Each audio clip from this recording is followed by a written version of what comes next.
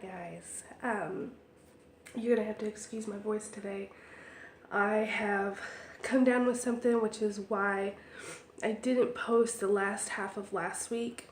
That was just because my babies weren't feeling well, but then I got something. It's time to make some fire cider. That's all I gotta say, because I'm not gonna feel this way all through winter. So that's a different story though. Today I want to bring you along for a learning session. I have perfect examples of what happens when you don't have proper storage of your jars. So that is what we are going to do today. Give it a thumbs up if you like this kind of stuff, and let's get started. So here are our pretty examples. I'm going to start with this. It's from 2009. This was at one point green beans. You can see there's stuff floating in it. It is discolored and the lid is popped. If this didn't have the ring on, it would smell rank, and you would definitely know that one of your lids had one of your seals had broke, and you could find it before it got to this stage. But because they were stored with rings on, that's why you can't smell it, because it's keeping it sealed. So that is why they tell you not to store your jars with lids on. This is a perfect example. A lot of these are examples of that. So that's one thing that can happen. Another thing that can happen, this is tomato juice. The ring is rusted on. You can't get it off.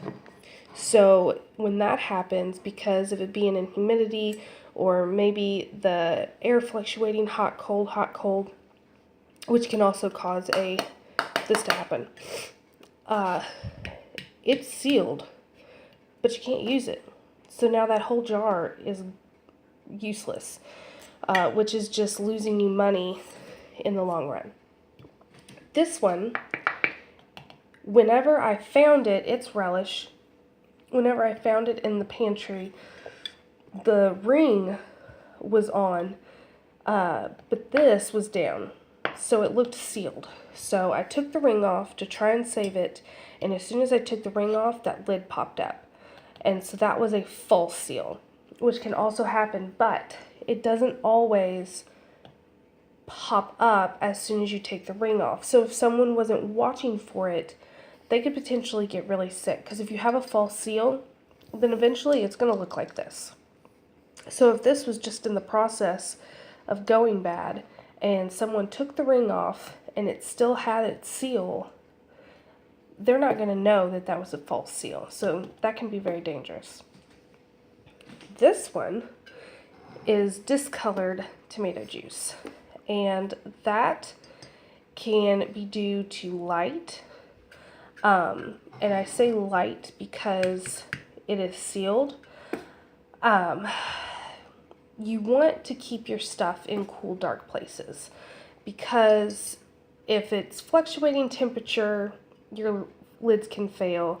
And if it's put under a lot of light, like kept out in the open, it can discolor like this. And that is something that you don't want. I don't know if it technically ruins it. I mean, it might, I'm not sure, but it definitely makes it unappealing. And also on this particular jar, there's stuff growing on the side, and it's rusted, so I don't even know if I can take that lid off. This one it's tomato juice too. It's sealed, but it has stuff growing on it. And that's because it was not washed before it was put on the shelf. I know that it is a step that sometimes you want to skip, because you look at your jars and you're like, you know what? There's nothing on them. They look perfectly fine, and you slap a date on and put them in your pantry. But especially if you're in a humid environment, if the temperature's fluctuating, the stuff that's left on this from where you didn't take that extra step is going to start growing. And now, even though it's sealed, I don't feel comfortable using that, because to me, my seal's compromised. So that's just work that's down the drain. Then, here's another example. This was 2015. The lid, or the ring, is stuck on. It's still sealed, but look at all that stuff that's growing on it. That is disgusting. Now tell me, who would look at that and say, you know what, let's just wash that off, I'm sure it's fine. Not me. I will not be one of those people. Now, another thing before I go is stacking. For the people that don't have a lot of space and they have high shelves, you're going to be tempted to do this. Do not do it. Do not do it. You don't want to do it because you're doing the same thing as a ring. You think you washed your jars, you took your rings off, you think you're doing good, and then you stack it. You are doing the same exact thing if you had a ring, because the pressure of this, if this were to fail, it's going to reseal because of the weight of this jar. So just don't do it. Just let it be empty space, because you'll be better off and you're going to save your jars. So yeah, that is what I had to show you today. So what did we learn? We learned we do not want to keep rings on the jars. We don't want to stack our jars. We want to make sure we wash our jars. And we want to store them in this cool and consistent a temperature as we can possibly get with our circumstances, and as least humidity as you can get.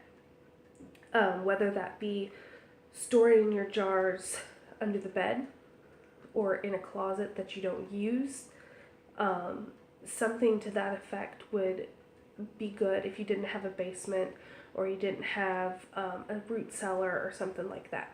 Those would be examples of places you could store them so that they're in a consistent environment and they're in a dark place. It's the little things that are going to help your jars have the longest life as you can get them. Now this was not my pantry.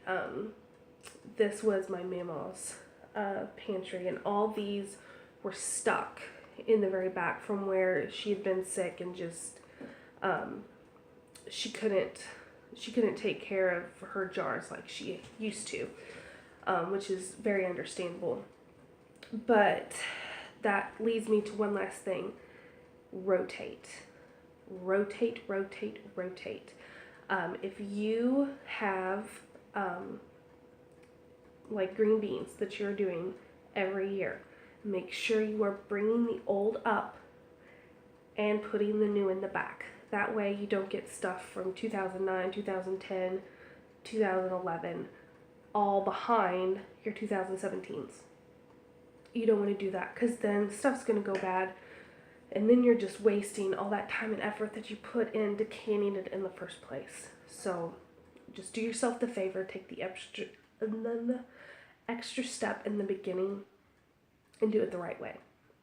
So that is all I have for you guys. I hope it was helpful, and I hope my examples scared you enough into doing it the right way, because some of them look like science experiments. So I will see you guys next time. Thanks for watching.